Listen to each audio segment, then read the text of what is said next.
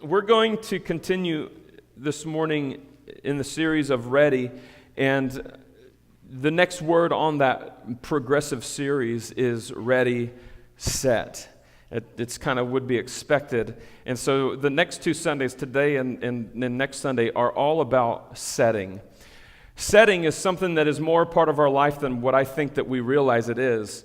I'm going to play out some different scenarios for you, and you see if this has been a part of your life at all. Most books that we read begin within the first chapter of a setting. They do that. Authors will build the context and build the place and the setting of a certain story so that we can put our minds there and get our creativity set and directed in that general direction. So if you've ever read a book, more than likely it had a setting involved with it. For all of the athletes in here, one of the fundamental things that you will learn in sports is your stance, right? So there's a certain posture that you have in all sports, and it applies across the board as far as I'm aware. So it's have the weight on the balls of your feet, and where you have weight where if you're pushed on any direction, your body won't fall over. Now, I'm a lineman, and in one of the first practices, and I thought it was the silliest thing, so we're out there, no shoulder pads, no pads or anything, we just have our helmets on, and our lineman coach has us get in our stance, get in our three-point stance, and he just has fun for about 45 minutes at the beginning of the season, pushing the linemen from different angles so that their weight is evenly distributed so that no matter what angle they push on and pull on, you are set. And so you can react quickly, you can go different directions, and so that is ingrained into me as a lineman, knowing how to be set. Quarterbacks, for the most part, even say, they call out some things, like our quarterback was kind of weird. He'd be like chartreuse, he'd call out random colors, and then just say ready, set, and then whatever the cadence would be to release the lineman. So we get it from the standpoint of sports. People that host well not only clean their home, but they get their home set. That's what we do when we host well. So there's a couple different things that we do to make that happen. We might unpack that a little bit later, but we most commonly know that we set the table because there's about to be some business to go down at that table. We're gonna eat some food, but the table's got to be set before we eat the food. So we set. Some of y'all set an alarm. For those that are involved in races, on your mark, get set, go. The same principles apply in our conversation today. So in the same way that you get set to prepare for something from a spiritual standpoint, we need to do an excellent job setting things in our heart as a preparation for what's to come. Now, we have this great Achilles heel problem where we don't foresee very well. We can't look around corners very well. We can't predict the next days very well, which is all the more reason we need to become excellent at setting the Word and setting the presence of God in our heart because He does know. We need His wisdom and His virtues and Himness set in our hearts. When we do that, we are posturing ourselves in a way that is prepared for the days ahead, for the unexpected. I think some of the church's biggest dilemmas have come from the lack of discipline of setting. And so when individuals that make up the body of Christ, that make up the church, when they get slack on setting, they just become reactionary to things with what they know. All right? Does that make sense? So if we're feasting on what we've set in our heart from 2 years ago, and we expect that to, and it does have some impact, but I think that there are some moment-to-moment occurrences in life that require ongoing setting so that we aren't resting on old stuff.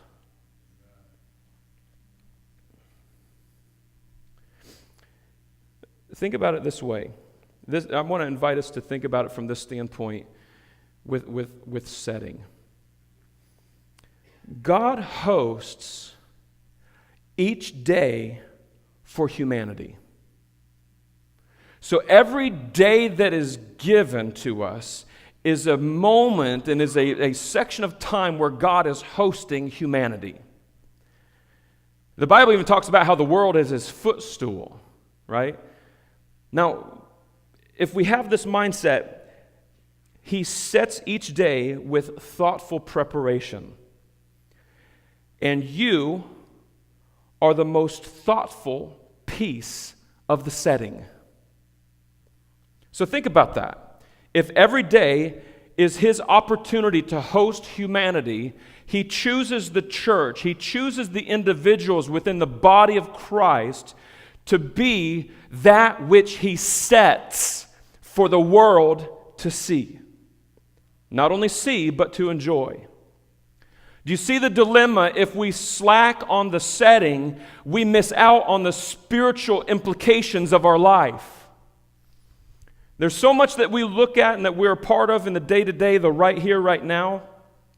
And if there's any challenge for young people, anybody 25 and under, it's like the things that we face right now, we think that they matter like always and forever. And I mean like arbitrary things like a prom, right? Like we make some things to be everything when they're actually in the scope of eternity, not a lot.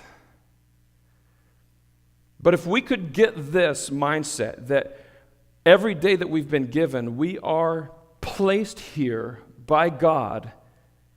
He has set us here as a hosting piece for humanity. It's kind of crazy to think about.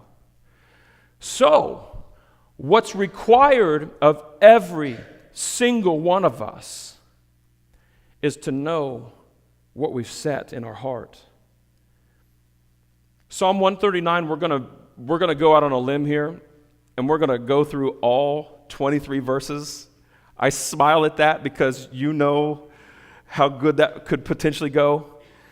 But we're going to go through these verses because it's broken into sections where there are these massive truths of who God is that have been set in David's heart that caused him and allowed him to live a certain life for his days.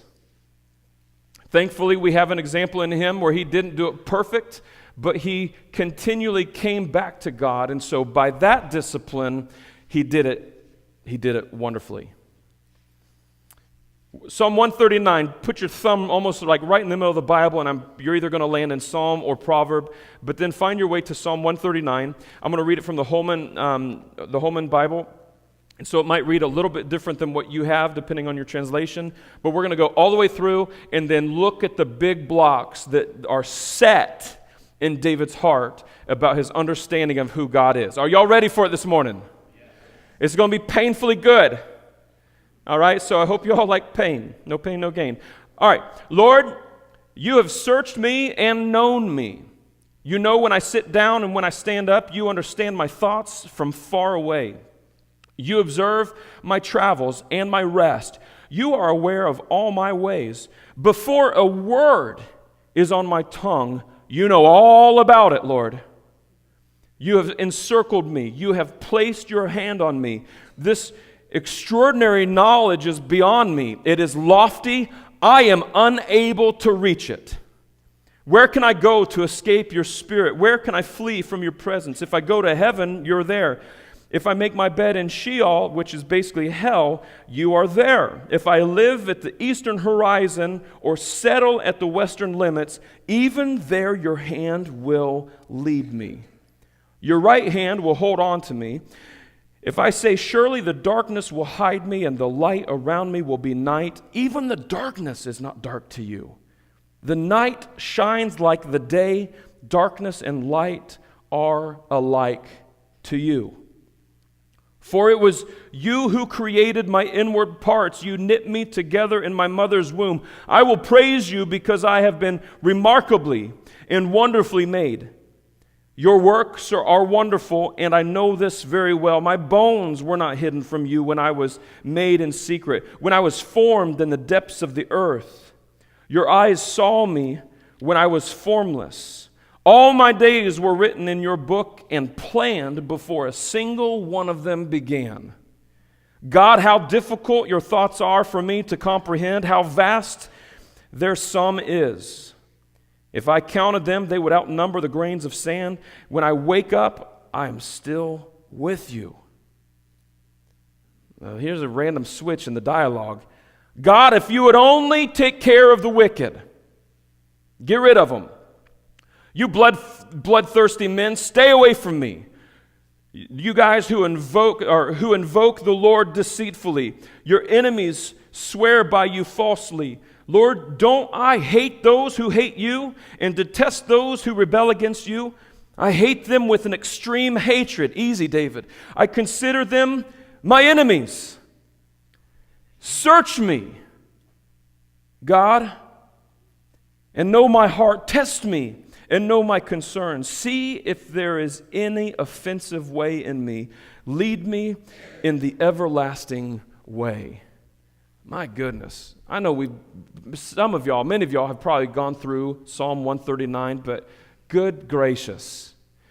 He bookends it with the thought and with the invitation. The first one is a statement. The second one is an invitation. He says, you have searched me and you have known me. And he ends it with that same type of verbiage where he continues to ask God and invite God to search him and to know his ways. In between those thoughts are some wonderful truths of who David knows of God that are set in his heart. And what is set in his heart has shaped the way he lived. It's no different for us. This might be kind of a mashup of ready and set, because this invitation for God to search the heart is really an invitation for God to turn the soil over of our heart, to turn the soil over of our mind, while at the same time that soil turning is happening, truth of who God is being planted into the areas that have been turned over. It might be good for you to indicate some areas of your life that have been recently turned over. I might go maybe as far back as 2 years, because some turnovers are pretty deep. And I would invite you, as you go through that mental jog through history and you look at the areas that have been turned over, I invite you to also ask the question, what's been planted in those areas that have been turned over? Because if it's anything but the truth of who God is, what will be produced is more than likely unforgiveness, bitterness, hatred, rage, anger, all of that kind of nasty stuff. If those areas that have been turned over are not placed in with the Word of God, man, it's just a recipe for a lot of ugly things to come out of life. In fact, it's not life at all.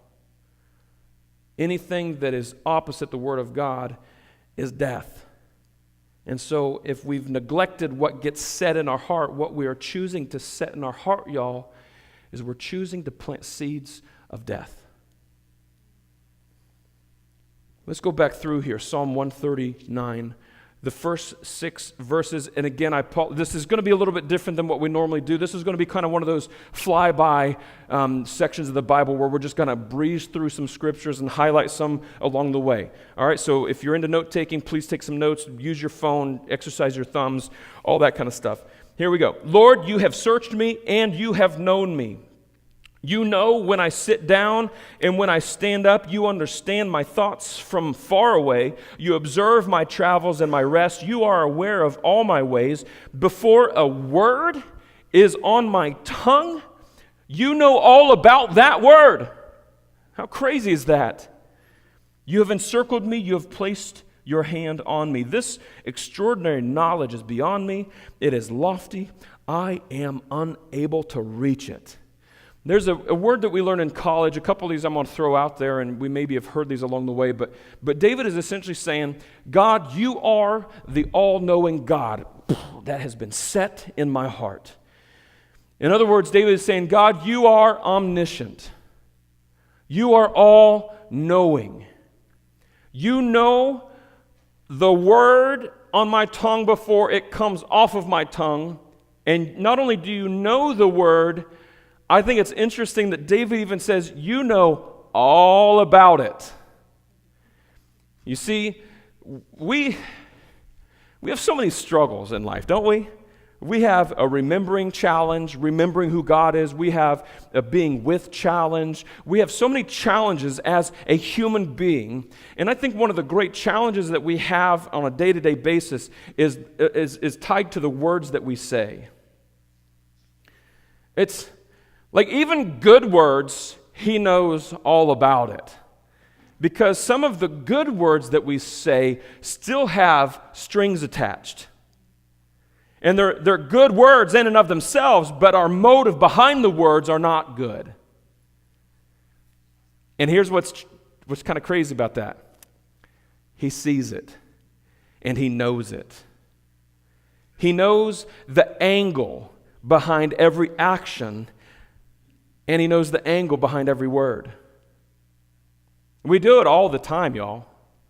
And I don't know what I don't know that we know what community looks like, because when we greet one another, hey, how you doing? I'm doing good. Like even that is just a Passover of like, really life's falling apart, but I don't have the bandwidth in the next 2 minutes, nor do I think you have the interest in my life to hear what's really going on, so I'm just going to give you a nice courtesy, life's good. Guess what? God sees that, and he knows all about that. He knows and he sees that we struggle with the concept of what community truly is. We are great with our words, and he knows all about it. How humbling would that be if we sat on that truth that God is all-knowing? Don't you think our lives might produce a little bit different fruit if we walked in the understanding that God is all-knowing? And here's what we do, and I'm only saying, I can't, man, I do this all the time. I place my issues on you, and I'm sorry about that. This is just me. I walk in a lane of, he knows my heart. You know what I'm saying? How many of you have ever made like a bonehead decision, be like, well, he knows my heart? Or when you choose sin, and he's like, overall, he knows my heart. Do you know what that is? That's a cop-out. That is a spiritual cop-out. He knows all about it. And not only with the all-knowing, but we'll get to the next one. If we truly had these truths of who God is set in our heart, we would have to live different. I'm just saying. Your friendships would look different. Your words would look different. Your work ethic would look different. What you say in the other room when you're frustrated with somebody would be different. I know nobody has ever done that. Like your boss that has an unrealistic goal that needs to be met, and they're like, no, we're holding to this line. I'm going to hold you to a line. You know what? God knows that. He knows that word. I know there's no athlete that has ever grumbled against a coach, right? I know no husband has ever grumbled towards their wife. I know no parent has ever grumbled about their children. They are the most blessed creatures on the earth, and they could do no wrong, and they do what they are asked all the time. I want to invite us as individuals, not as like the church, but I want to invite you as an individual to do a dissection of what comes out of your mouth. Like do that this week. God, show me my verbiage. Show me what comes out of this. Show me if I steward this the way you want me to. Do you want to know how deeply important our words are? There's something in Revelation, it's towards the end of Revelation, it says, we will overcome by the blood of the Lamb and the word of our testimony. If we diminish the power and the significance of our words, we are living foolishly. We are living irresponsibly. We are not living godly. And I'm not talking about like old, dusty, crusty kind of godly, like, you got to be godly. No, I'm talking about like active and living and refreshing godly. You can't be irresponsible with your words and produce good fruit. You can't speak irresponsibly and truly be a person who is moved by love and compassion. Can't exist in the same moment. Let's go on. Where can I go to escape your spirit? That word spirit there literally means your face. Where can I go to escape your face? Where can I flee from your presence? If I go up to heaven, you are there. If I make my bed in hell, you're there. If I live at the eastern horizon or set on the western limits, even there your hand will lead me. Your right hand will hold on to me. If I say, surely the darkness will hide me and the light around me will be night, even the darkness is not dark to you. The night shines like the day. Darkness and light are the same thing to you. All present. The first one is all-knowing, omniscient. The second section of Scripture is about God being all-present. Omnipresent. Once again, I'm convinced that if we had a true grasp on the fact that God is present always, all the time, our life would look different. No longer do we live under the lane of thinking of that'll do or that's just enough. But we would live with an understanding like there's got to be a portion of where it's like, okay, God, you're in this moment, and you're in this moment right here. You are in this next moment, like moment to moment, every nanosecond that has ever existed, God is present in those moments with every single one of us.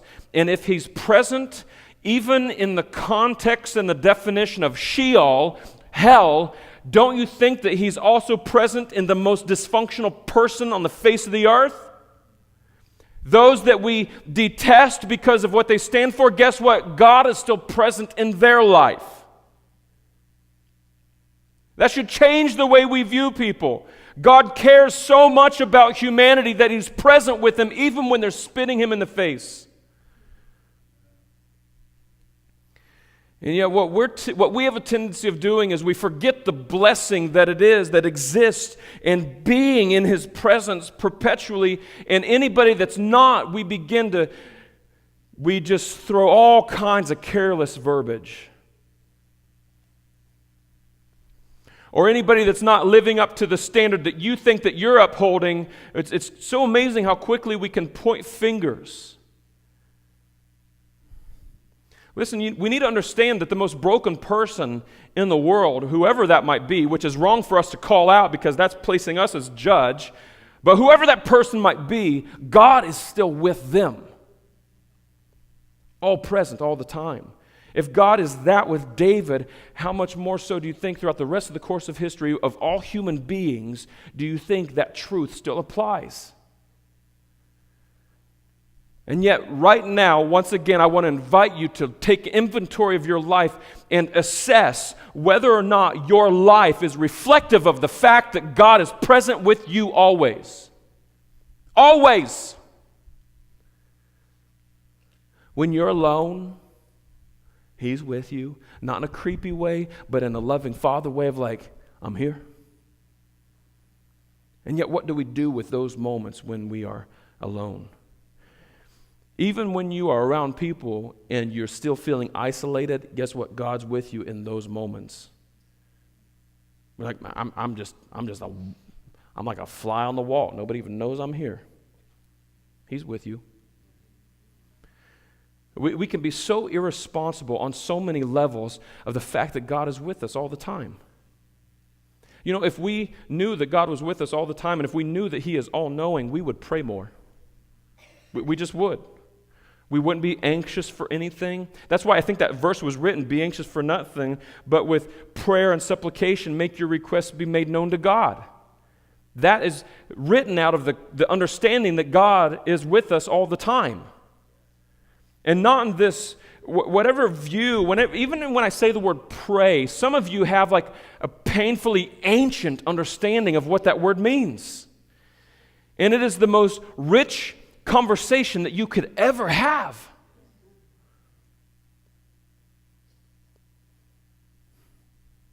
God, I'm confused right now.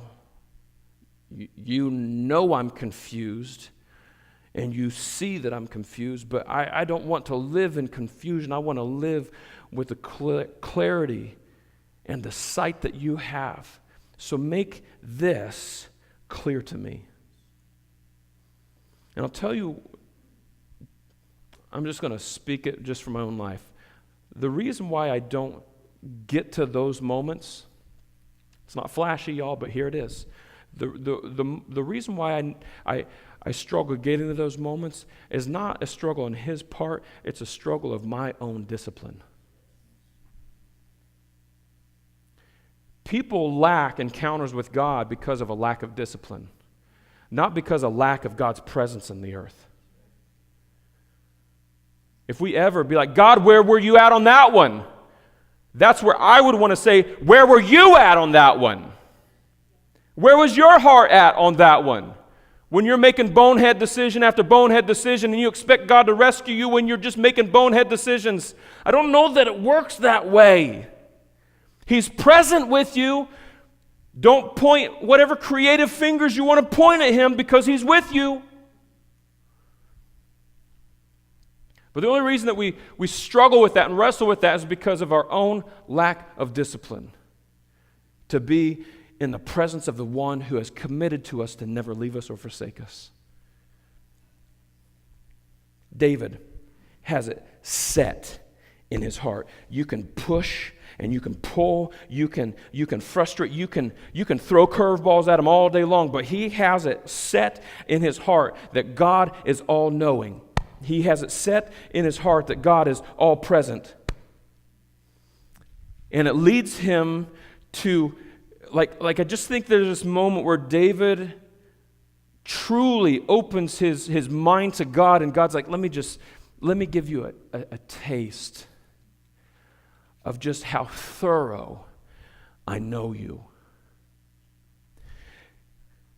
For it was you. I want to gesture. If you don't want to follow along reading, I want to gesture some very simple things that if we miss these things, we're going to miss a lot in life. For it was you who created my inward parts. The inward parts means kidneys. I think that's as down deep as David could get at that era. Like, you made my kidneys. You knit me together in my mother's womb. I will praise you because I have been remarkably and wonderfully made. Your works are wonderful. And I know this very well. My bones were not hidden from you when I was made in secret, when I was formed in the depths of the earth. Your eyes saw me when I was formless. And he goes on to finish up this section by saying, all my days were written in your book and planned before a single one of them began. Almost verbatim, what we want to do and what we have a tendency of doing is flipping the script as if we created God. You were there when I made you. Remember, I made you. Like, it's almost like we're making these declarations of what we've created to be of as God. David has this awareness right here that God is, all of the verbiage in here, not only is God the creator, but God is the possessor. We are his possession. And so it's not like he made us and then, all right, like I'm going to spin you like a top and I'm going to watch you bump through life. We're a little bit more intricately connected to him than that. He has this awareness that he is the created one and God is the creator. I feel like even as I say that, it's almost offensive that I would need to say that. Like, do you feel like, okay, this feels like kindergarten, like learning ABCs and 1, 2, 3s, that God's the creator, I'm the created. And yet the substance of our life would show more that we don't see him as our creator or the one who we are his possession. Y'all, it's not like the complex things that are hard for us to understand. It's the simplest of things that we choose to neglect, we choose to set in our heart. And if we refuse to set these things in our heart, you are going to see a life and a community of people who live in a tremendous state of brokenness. Creator, possessor. You got to be careful on that one because it almost sounds like, so he possesses us? No, it's not like possession, like, but it's like he owns us. We are his.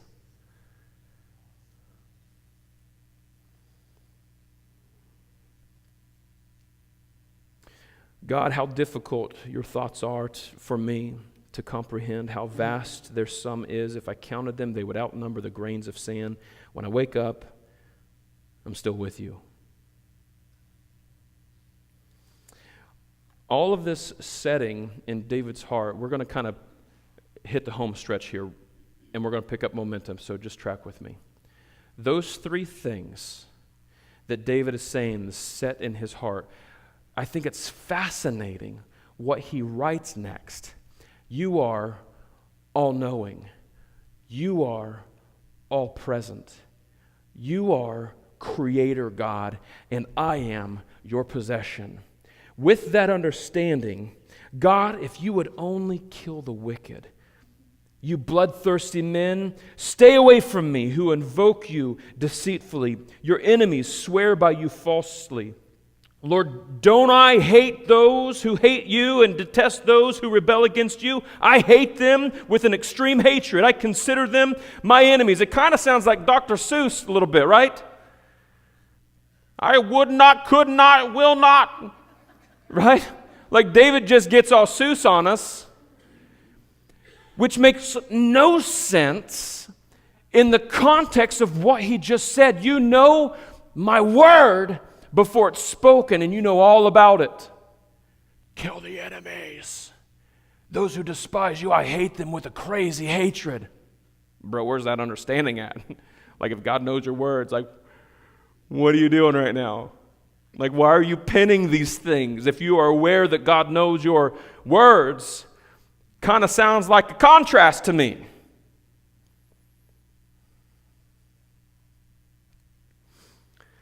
He ends the letter where few of us will land. We live in a culture where the accessibility to spew hatred is at our fingertips. And we don't do these last 4 or 5 lines.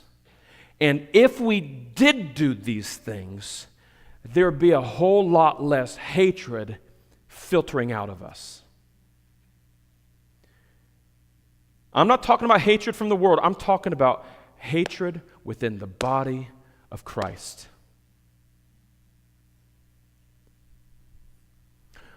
Our mandate as those who are God's possession is to love Him and love others. But if we're too busy pouring out seething hatred over temporary things, what does that convey of the heart of God? What does that say that you know of God? What does that say that you know of His presence and His knowledge? That's a contrast.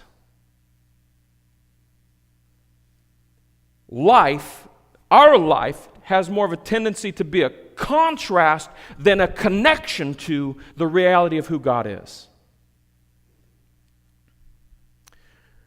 These 4 lines, are so powerful. Watch this. He's already said this once, but he comes back to it. You've already searched me, God. I know you, and you know my ways. You created me. But even now, after I've just ranted about those who hate you, I invite you, God, to search me and know my heart. Search me. Mine out of me stuff that doesn't need to go there or belong there. I know you've already done it, but apparently I just penned some new things in my life, and I need you to search me again. Y'all, we're 20 lines away from him saying that God already searched him. David made it 20 lines in his life before he needed God to search him again. Perhaps, to make it equivalent to us, perhaps you started good, but then right now at this moment you're like, so God, can you search me again, because I just see somebody across the room that this is really hard to look at them, so I need you to search my heart. Search my heart. Search me, God, and know my heart. Test me and know my concerns. Concerns here in the Hebrew understanding of that word is the things that are making noise in your mind. Search me, O God, and know my heart, and test me and know the noise in me. I'm going to throw one out here, and I want to be very, very delicate with this one. 2 weeks ago, New York made a decision that moms can abort a child up to 9 months. And it's such a foreign, it doesn't enter anywhere in my head or my heart. I just don't, it just doesn't land anywhere. I don't know how to make sense of it. And I'm afraid that there are many, I want to be very, very specific. There are many within the structure of the church who talk like, they talk on that subject like David talks right here. I hate with an intense hatred. His hatred is rooted in God's sovereignty, but even those words, he's allowing God to search and know and unmind some things that don't need to be there. And I've seen through social media and through conversation where some people who have a crazy passion about being pro-life, but they are massively irresponsible with their verbiage. Because universal statements are made over individuals who you don't know their reality. You don't understand the decisions that they made at a different time in their life, and yet blanket statements are made. And it struck me, preparing for today, that pro-life is not a license to be pro-jerk. The mandate on our life is to love God and love others. Love God and love others. There will always be people that make decisions that you don't agree with. Always. Bank on it. If you've not met that person or met that community of people, that means that you don't have a lot going on up here. Because people will always decide contrary to what you might think is best.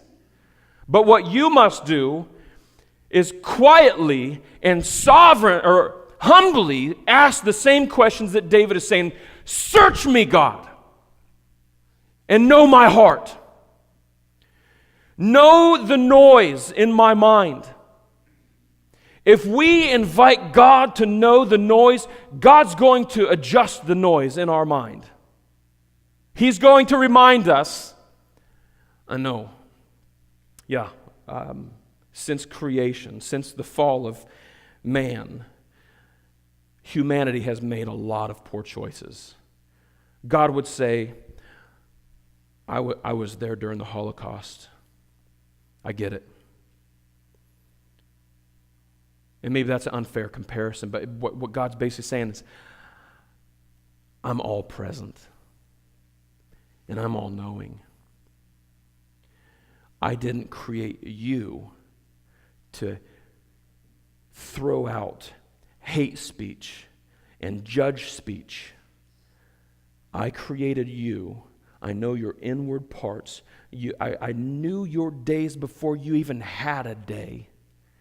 And my plan and my purpose for your life is to love me and love my creation. And what tends to happen, though, is out of our passion for what is right, we just think that it comes with a license to just... David says, search me, God, and know my heart. Test me and know my concerns. Now watch this one. This one's really, really, really, really important. See if there is any offensive way in me. If you know my ways, which I believe you do, see if there is any offensive way. Do you know what the word offensive means?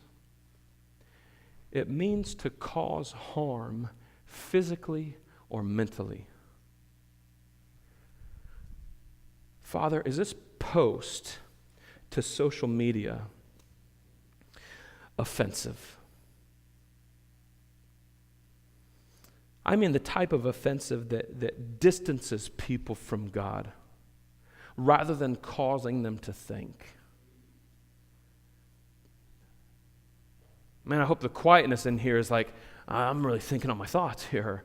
I'm thinking on my ways. I'm thinking if there's any offensive thing in me. It's amazing how quick we become in life to speak and to post and to act and to come to a conclusion. And we come there, we arrive there before we've done this. Before we have come back to, listen to this, we speak before we come to what has been set in our heart. You need to get set before you go with anything.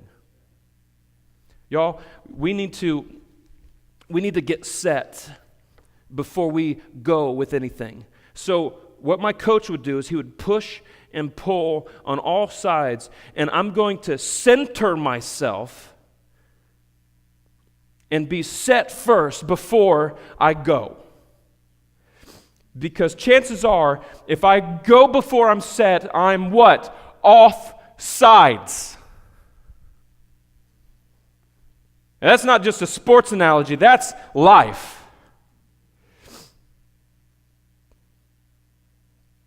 I've fouled. I've been penalized. He doesn't stop there.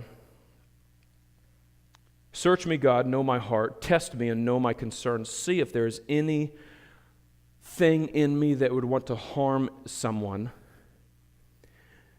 My final request, God, is that you would lead me in the everlasting way. What is the everlasting way? It's the way that lasts forever. It's not rocket science, it's right there. Well, what is eternal? He said of the Word, my Word remains.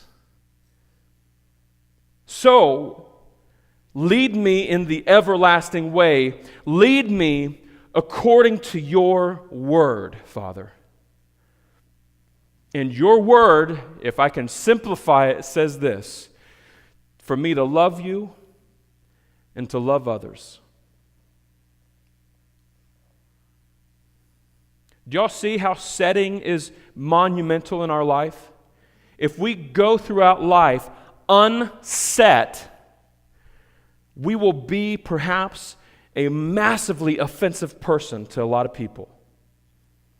And I'm not talking about walking on eggshells all the time. There are some times where truth needs to be spoken. But even if I go back to Ephesians 4:15, my goodness, this has been branded in my heart. But speaking the truth in love, let us grow in every way. Not, let me just speak truth so I can tear you down. But speaking the truth in love, let us grow in every way into Him. Y'all, it's paramount that we get set. And abortion was just one example.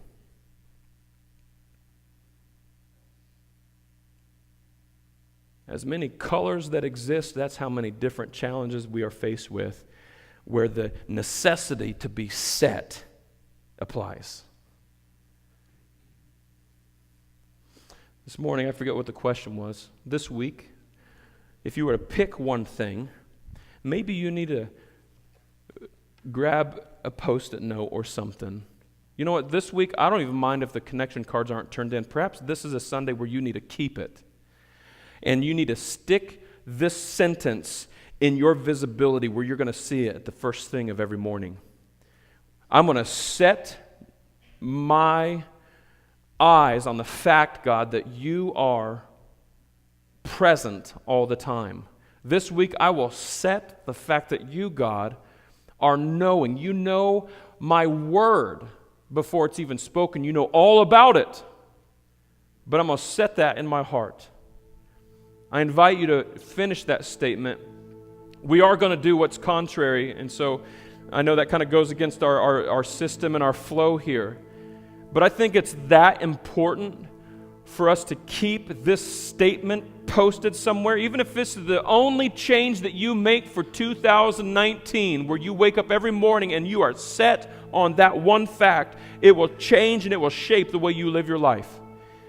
It will shape the way you talk with people. It will shape the way that you address conflict and address challenges in life.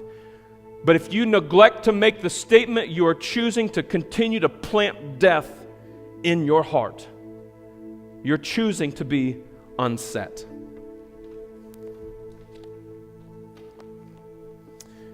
As you're writing that sentence, I want to leave you with this, that David's final statement about lead me in the everlasting way, that is where the greatest peace, love, joy, contentment, that's where that is realized, in the everlasting way. So let us find ourselves in this stream of the everlasting. Amen?